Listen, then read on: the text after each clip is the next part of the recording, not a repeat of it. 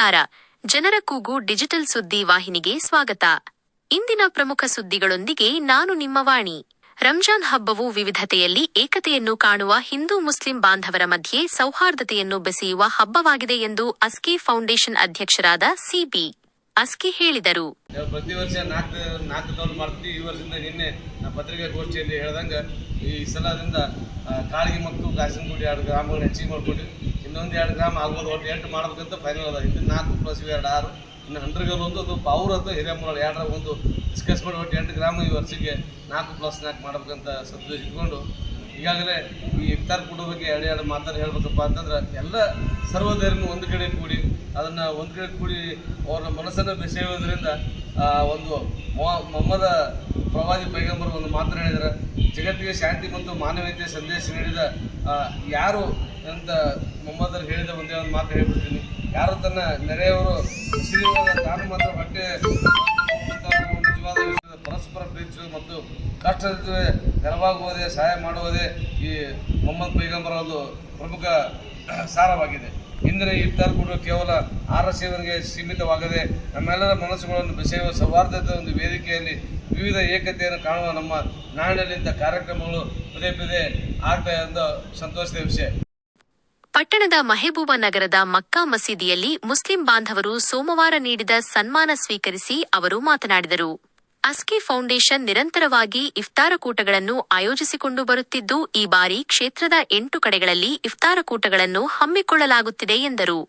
ಹಸಿವಿನಿಂದ ಬಳಲುತ್ತಿರುವವರ ಎದುರು ಹೊಟ್ಟೆ ತುಂಬ ಊಟ ಮಾಡುವವನನ್ನು ಪ್ರವಾದಿ ಮಹಮ್ಮದ ಪೈಗಂಬರ್ ಅವರು ಮೆಚ್ಚುವುದಿಲ್ಲ.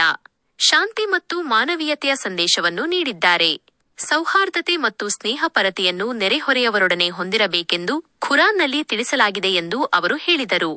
ಇದೇ ಸಂದರ್ಭದಲ್ಲಿ ಕಾಂಗ್ರೆಸ್ ಮುಖಂಡ ವೈ.ಎಚ್.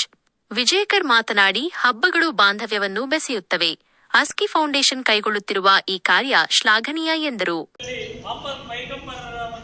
ವಿಚಾರ ಏನಿತ್ತು ಅಂದ್ರೆ ದಟ್ಟ ದರಿದ್ರ ಅಥವಾ ಕಷ್ಟದಲ್ಲಿರ್ತಕ್ಕಂಥವ ಅಥವಾ ಸಮಾಜದಲ್ಲಿ ದಿನನಿತ್ಯ ತನ್ನ ಬದುಕನ್ನ ನಿರ್ವಹಿಸಿಕೊಂಡು ಹೋಗ್ತಕ್ಕಂಥವರಿಗೆ ತನ್ನದೇ ಆದ ನಿಯಂತ್ರಣತೆ ಬೇಕು, ತನ್ನದೇ ಆದ ಒಂದು ಭಯ ಬೇಕು.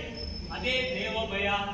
ಆ ದೇವ ಭಯವನ್ನ ನಮ್ಮ ಮನಸ್ಸಿನಲ್ಲಿ ಹೆಚ್ಚಾಗಿ ಸೇರಿಸಲಿಕ್ಕೆ ಈ ಒಂದು ಆಚಾರ ವಿಚಾರಗಳನ್ನು ನಾವು ಬೆಳೆಸಿಕೊಳ್ಳಿಕ್ಕೆ 1 ತಿಂಗಳದ ಈ ಪವಿತ್ರವಾದ ರಂಜಾನ್ ವೃತ ಅವನಲ್ಲಿರ್ತಕ್ಕಂಥ ಮಾತ್ಸರ್ಯವನ್ನ, ಅವನಲ್ಲಿರ್ತಕ್ಕಂಥ ದ್ವೇಷವನ್ನ, ಅವನಲ್ಲಿರ್ತಕ್ಕಂಥ ಕೆಟ್ಟ ವಿಚಾರಗಳನ್ನ ಪರಿಹಾರ ಮಾಡಿ ಅವನು ಆ ವ್ರತದೊಂದಿಗೆ ಅವನಲ್ಲಿರ್ತಕ್ಕಂಥ ಒಂದು ಪವಿತ್ರತೆ ಬರ್ತೈತಿ ಅದು ಜೀವನದುದ್ದಕ್ಕೂ ಬರಬೇಕು.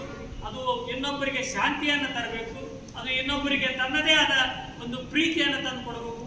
ಅದು ರಂಜಾನದ ಅಥವಾ ಅದು ಅಲ್ಲಾಹನ ಅತ್ಯಂತ ಪವಿತ್ರವಾದ ಪ್ರಮುಖ ದೇಹ ದೋಷ. ಕಾರ್ಯಕ್ರಮದಲ್ಲಿ ಸತೀಶ ಓಸ್ವಾಲ, ಪ್ರಭುರಾಜ ಕಲ್ಬುರ್ಗಿ, ಮೆಹಬೂಬ ಗೊಳಸಂಗಿ, ಕಾಮರಾಜ ಬಿರಾದಾರ, ಗುರು ತಾರನಾಳ, ರಾಜು ಕರೆಡ್ಡಿ ಸೇರಿದಂತೆ ಪ್ರಮುಖರು ಮತ್ತು ಅಸ್ಕಿ ಫೌಂಡೇಶನ್ ಪದಾಧಿಕಾರಿಗಳು ಉಪಸ್ಥಿತರಿದ್ದರು. ಇನ್ನಷ್ಟು ಸುದ್ದಿಗಾಗಿ ನೋಡ್ತಾ ಇರಿ ಜನರ ಕೂಗು ಯೂಟ್ಯೂಬ್ ಚಾನಲ್. ಇದು ನಿಮ್ಮದೇ ಧ್ವನಿ. ಸಬ್ಸ್ಕ್ರೈಬ್ ಮಾಡಲು ಮರೆಯಬೇಡಿ.